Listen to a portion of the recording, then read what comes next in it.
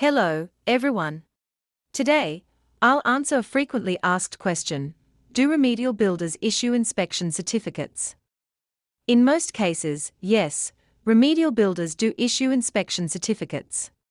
This is a critical document that validates the quality of their work and ensures that all repairs and renovations comply with local building regulations.